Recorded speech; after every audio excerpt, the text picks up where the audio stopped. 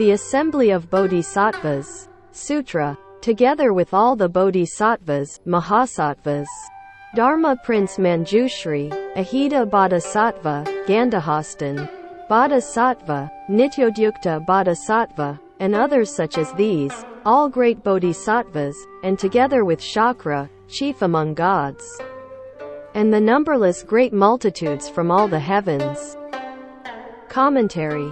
Not only were the 16 Venerable Arhats present in the assembly, but there were also all the Bodhisattvas, Mahasattvas, the great Bodhisattvas. What is a Bodhisattva? Bodhisattva is a Sanskrit word. Bodhi means enlightenment, and sattva means being. The word means to enlighten those with sentience, that is, to cause living beings to wake up.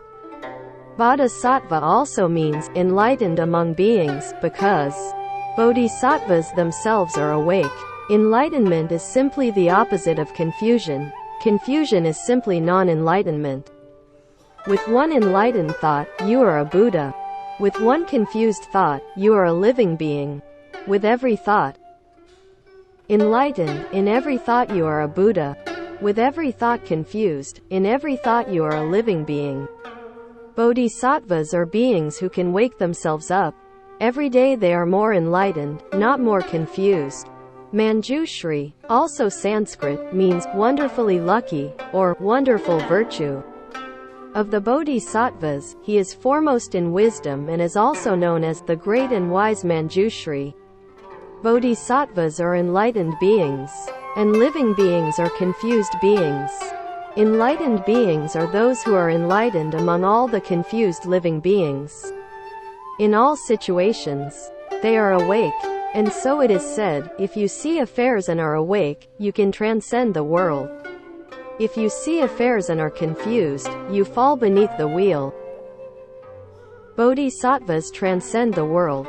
Living beings fall beneath the grinding wheel of sense objects. The difference between bodhisattvas and living beings is that of enlightenment and confusion. We say, enlightened, you're a Buddha. Enlightened, too, you are a bodhisattva. Confused, you're a living being. Manjushri. When the bodhisattva Manjushri was born, 10 auspicious signs manifested to indicate that his merit and virtue were complete and his wisdom foremost. 1. The room was filled with bright light. When Manjushri was born, a bright light filled the room. It was not the light of the sun, moon, stars or lamps. It represented Manjushri's great prajna wisdom and great intelligence which can disperse all darkness. 2. The vessels were filled with sweet dew. Sweet dew is the heavenly medicine of immortality which nourishes you and satisfies your hunger, so that you don't need to eat. Sweet dew satisfies, purifies, and refreshes. Hungry ghosts who have sweet dew poured over their heads immediately get rid of their offense karma and obtain a good rebirth. This is called opening the sweet dew door. When it opens, the hungry ghosts run in and obtain their fill. Sweet dew filling the vessels represents Manjushri's use of the sweet dew of Dharma to rescue living beings. 3. The 7 jewels came forth from the earth. When Manjushri was born, gold, silver, lapis lazuli, crystal, mother of pearl, red pearls, and carnelian came forth from the earth. Why are they called jewels? Because they are rare. Whatever is scarce is precious. Earth, for example, is actually very precious. Without it we couldn't sustain our lives, and yet no one thinks it is special because there is a lot of it. If you tried to give people a handful of dirt, they wouldn't want it, they'd just throw it away. Water, too, is essential for life, but no one prizes it because it's everywhere. All living things depend on water for survival. Therefore Lao Tzu said, the highest goodness, like water, benefits all things and yet does not contend. It goes to places men despise and so it is close to the way. Water benefits all things, but doesn't struggle. It would never say, hey, flower, fortunately for you there is me, water, and so you have grown so big and bloomed so beautifully. Without me, Flower, would this day have come for you? You really should be grateful. It doesn't think in this way and it doesn't wrangle. Travelers will notice that. Water gathers in the lowlands, in places where men do not like to go. It lives where no one else wants to live, and so it is close in its nature to the way. Water, fire, metal, wood, and earth benefit all things, but because of their abundance, no one considers them precious. Trees are everywhere, and so no one values them, but gold is a treasure because it is rare. In the land of ultimate bliss, where the ground is made of gold, dirt would be valuable. If you gave a clod of saha dirt to someone in the land of ultimate bliss, it would be as precious as those rocks they are now bringing back from the moon. They are just rocks, but because they came from the moon they are very valuable. If you sent a worthless clod of dirt to the land of ultimate bliss, everyone would exclaim, "Rare indeed." So, the 7 precious gems are called jewels, because they are hard to find. Manjushri Bodhisattva has limitless treasuries of jewels. When he was born, the 7 jewels welled up from the earth, endless for the taking, and inexhaustible in their use. Where are these treasuries, you ask? They are in the place where Manjushri was born. Can I go there? Don't be so greedy. The travel expenses would cost more than the jewels you'd bring back. So don't have this false thought, for the gods opened the treasuries. Wheel-turning sage kings have 7 treasures: a golden disc, white elephants, jade women, horse, pearls, ministers of the army, and gods to guard his treasuries. These treasuries were buried in the earth long ago and then forgotten, but when Manjushri was born, the guardian gods opened the treasuries so that the jewels could be obtained. 5 chickens gave birth to phoenixes. Chickens usually give birth to chickens, but when Manjushri was born they gave birth to phoenixes. Phoenixes are auspicious birds, and seeing one is a lucky sign.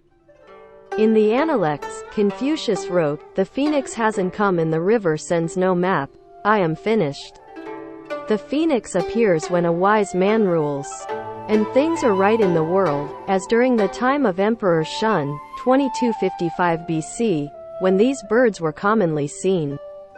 During the time of Fu Shi, 2852 BC, a turtle rose out of the river with a chart on its back.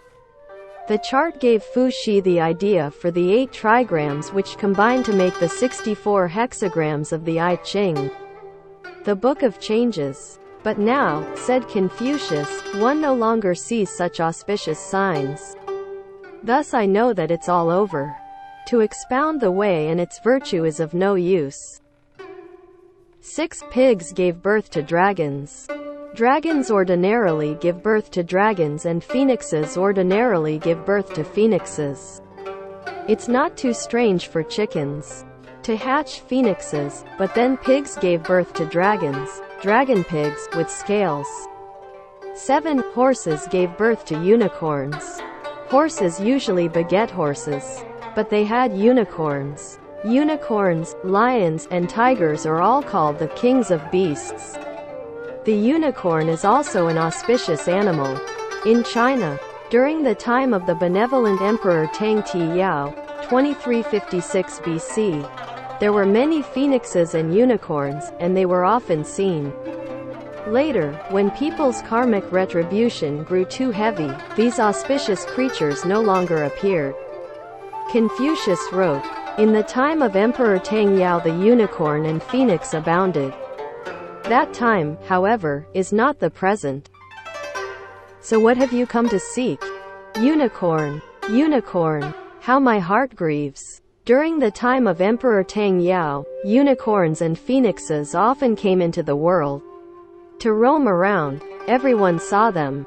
But that time is not now, so what have you come to seek? He said. When the sage Confucius was born, a unicorn appeared. When his mother saw it, she tied a string around its neck. Near the end of Confucius' life, some hunters killed a unicorn.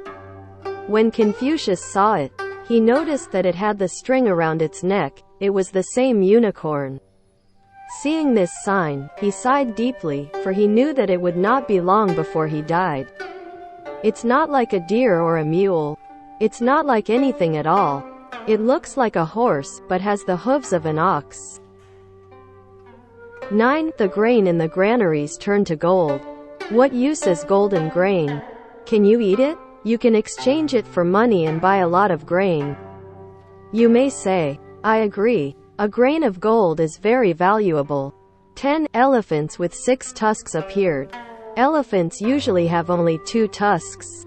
But when Manjushri was born they had 6. These are the 10 auspicious signs which appeared at Manjushri's birth. They represent the 10 paramitas: giving, morality, patience, vigor, concentration, wisdom, skill in means, vows, determination, and knowledge. They show that Manjushri is not like other bodhisattvas. If you would like to meet Manjushri Bodhisattva, you must first remember these 10 signs. Then when you see him you will know, this is my old friend and closest good-knowing advisor. Manjushri will be very pleased. Yes, you are my old friend, my very good friend, he will say. Although he doesn't discriminate, if you don't know him, he won't approach you. The better you know him, the closer he comes. Therefore we should know the states of the bodhisattvas so that we can be their brothers and friends. All the bodhisattvas are our good knowing advisors. And in the future we will be bodhisattvas too. So don't take yourselves lightly. Ajita. Ajita is Sanskrit for invincible. Ajita Bodhisattva is none other than Maitreya, compassionate clan, Bodhisattva. He specializes in cultivating the compassionate heart samadhi, and is compassionate toward all living beings. Scolded, beaten, cheated, insulted, no matter how badly he is treated, he is compassionate in return. No matter how obnoxious living beings are, he protects them all even more lovingly than he would protect his own sons or daughters. His compassion and loving concern are limitless and boundless. In order to cultivate the compassionate heart samadhi, you must first practice patience. And so Ajita Bodhisattva wrote this verse. The old fool wrapped in ragged clothes, his belly filled with gruel, he mends old sacks to keep him warm and lives on chance, old fool. A scolding makes the fool smile sweetly, while a beating makes him sleepy. Spit on his face, he lets it dry and saves his strength and energy. His calm, a peace past ridicule, gets him the jewel within the wonderful. Now that you've heard this song today, why worry about not perfecting the way? The song is about a stupid old man who wears a patched robe and eats his food plain, without soy sauce, hot sauce, or sesame oil. It doesn't taste like much, but it fills his stomach. He mends his robes to stay warm, and whatever happens, just happens.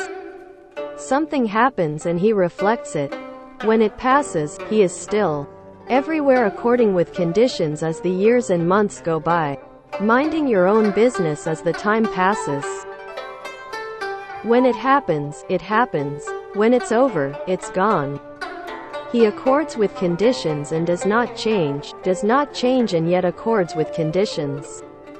For him, in movement, there is stillness, in stillness, movement. Both movement and stillness are still and moving, but we won't speak about it too deeply. If we did, it would be difficult to understand. Scolded, the old fool says, great. If someone hits him, he falls asleep. Now isn't that stupid? If ordinary people were hit, they would glare and shout, why did you hit me?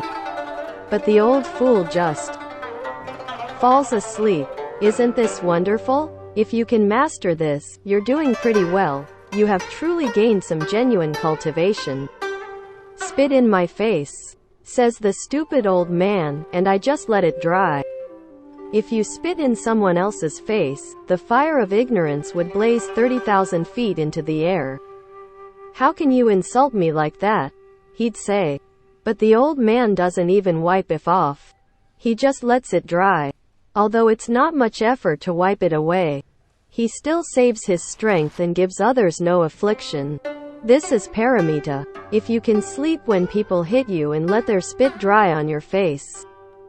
This is Ksanti paramita, the perfection of patience. If you do not understand this, what Buddhadharma do you study? You study day in and day out, but when this happens, you don't know what dharma it is. If someone hit you to test your skill, you'd probably end up saying, I've studied the Buddhadharma for so long. Why can't I use it when the time comes? The paramita is the wonderful. Within the wonderful, the jewel within the jewel. If you've heard this news, how can you worry about not perfecting the way? The Buddha and Bodhisattvas would never deceive you. This, then, is what Ajita Bodhisattva had to say about the perfection of patience, and if we practice accordingly we shall certainly realize the way. Gandhahastin and Nityodyukta. Gandhahastin is a Sanskrit word which is interpreted as never resting. Nityodyukta, also Sanskrit, means ever vigorous. Ever vigorous and never resting competed with each other. One was vigorous and the other never rested. One never rested and the other was vigorous. They watched each other. If you don't rest, said one, then I'll be constantly vigorous.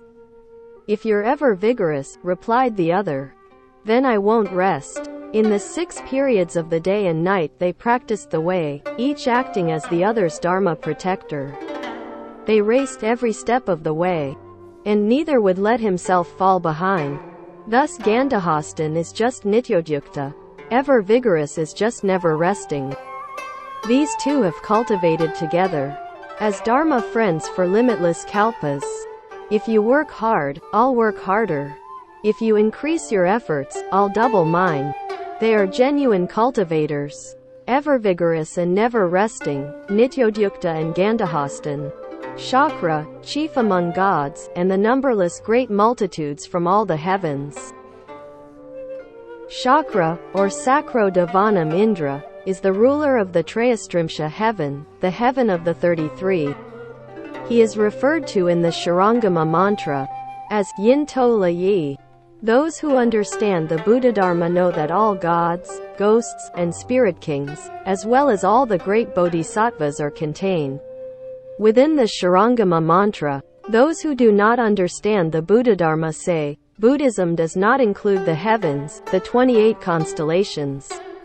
They say this because they don't understand that the heavens and the constellations, everything is within the Shurangama mantra. Chakra is Sanskrit. It means the able heavenly ruler. Numberless great multitudes from all the heavens. Numberless, the heavens cannot be counted. In general there are 33. But if you were to describe them in detail, you would speak of the limitless heavens within each heaven, just as there are also limitless worlds within each world and limitless countries within each country.